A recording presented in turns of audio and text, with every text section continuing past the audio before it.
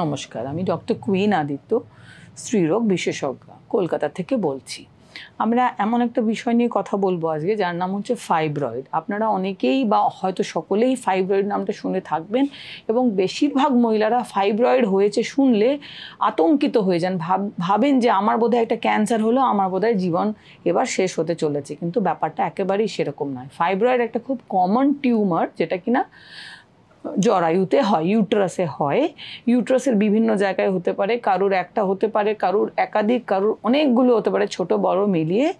এবং এটার commonest symptom কি হয়, যখন হচ্ছে কোনো মহিলা ঋতুস্রাব খুব বেশি পরিমাণে হচ্ছে, যেটাকে আমরা এক্সেসিভ ব্লিডিং বা হেভি মেনস্ট্রুয়াল ব্লিডিং বলে থাকি, অত্যন্ত ব্লিডিং হচ্ছে, সেইটা নিয়ে অসুবিধায় পড়ে তারা গাইনোকোলজিস্টের পরামর্শ করেন। সেটা কমনেস্ট সিমটম।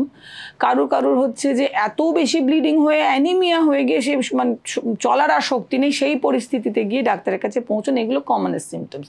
এগুলো যদি খুব টিউমারটা বড় হয়ে যায়, তাহলে সামনে থাকে ইউরিনারি ব্ল্যাডার, পিছনে থাকে আমাদের রেকটাম। এইগুলোর উপর চাপ পড়লে ইউরিন পাস করা, স্টুল পাস করা, এগুলোতে অসুবিধা হতে পারে। একটা হচ্ছে নেহাত ওটার ভারে, যদি অনেক বড় হয়ে যায়, সেই ভারে একটা মনে হয় পেটের মধ্যে পাথর নিয়ে চলছি, সেই ওজনটা ফিল হয়।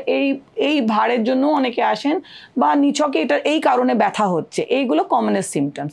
কিন্তু মজার কথা হচ্ছে, যাদের ইউট্রাইন ফাইব্রয়েড থাকে, বেশিরভাগ 70 থেকে 80% মহিলাদের হয়তো কোনো রকম সিমটম হয় না। তারা অন্য কোনো কারণে ডাক্তারের পরামর্শ করতে গেছেন, অথবা নর্মাল একটা ইয়ারলি চেক আপে গেছেন, সেখানে আল্ট্রাসাউন্ডে ধরা পড়লো। এটাও একটা লক্ষণীয় ব্যাপার। এবার হচ্ছে ফাইব্রয়েড হলেই আমার তো জীবন শেষ হয়ে গেল বা আমার অপারেশন করতে হবে, ব্যাপারটা এরকম নয়। প্রথম কথা হচ্ছে, যে ফাইব্রয়েডে কোনো সিমটম নেই, মানে অ্যাসিম্পটোম্যাটিক ফাইব্রয়েড, সেখানে যদি ফাইব্রয়েডের সাইজ খুব বড় না হয়, তাহলে আমরা কিছু করি না। আমরা তো 4 থেকে 6 মাস বাদে বাদে আল্ট্রাসাউন্ড করে এটাকে ফলো আপ করি। খুব বড় সাইজ হয়ে গেলে, যদি এই ফাইব্রয়েডটা 7-8 সেন্টিমিটার বা তার চেয়ে বড় হয়ে যায়, তখন চিন্তা থাকে, তখন আমরা সেটাকে নয় ফাইব্রয়েডটাকে রিমুভ করা, নাহলে পুরো ইউট্রাসটাকে রিমুভ করার কথা ভাবি। অল্প বয়সী মহিলাদের আমরা কেবলমাত্র ফাইব্রয়েড রিমুভ করি, যাকে বলা হয় মায়োমেক্টমি। এবং বয়স হয়ে গেলে 40-45-এর উপরে বয়স হয়ে গেলে ফাইব্রয়েড জনিত যদি প্রবলেমস হয়, তখন আমরা ইউজুয়ালি ইউট্রাস রিমুভ করি, তাকে বলা হয় হিস্টেরেক্টমি। এবং ফাইব্রয়েড আছেই মানে এটা করতে হবে তা কিন্তু নয়। ছোট সাইজের ফাইব্রয়েডে অনেক আজকাল নতুন ওষুধ বেরিয়েছে 2-3 রকম, আমরা সেই ওষুধ দিয়েও অনেকটাই উপকার দিতে পেরেছি, সেটাও একটা পসিবিলিটি। এবং আবারও বলছি, যদি কোনো রকম সিমটমস না থাকে, অথচ ছোট ছোট ফাইব্রয়েড ধরা পড়েছে, আতঙ্কিত হবেন না। তার জন্য কিচ্ছু করণীয় নেই, ডাক্তারের পরামর্শতে থাকবেন, এবং হয়তো 4-6 মাস বাদে বাদে এটাকে ফলো আপ করতে হয়। যখন খুব বেশি সিমটমস হচ্ছে, ব্লিডিং বেশি হচ্ছে, পেন হচ্ছে, ব্লিডিংয়ের দরুন সিভিয়ার অ্যানিমিয়া হয়ে যাচ্ছে, রক্তাল্পতা হয়ে যাচ্ছে, তখন সেটার ডেফিনেটিভ ম্যানেজমেন্টের দরকার, যেটা কিনা আজকাল অনেক ক্ষেত্রে ছোট ছোট টিউমার ফাইব্রয়েড হলে ওষুধের দ্বারা কিছুটা তা সেটা ম্যানেজ করা সম্ভব।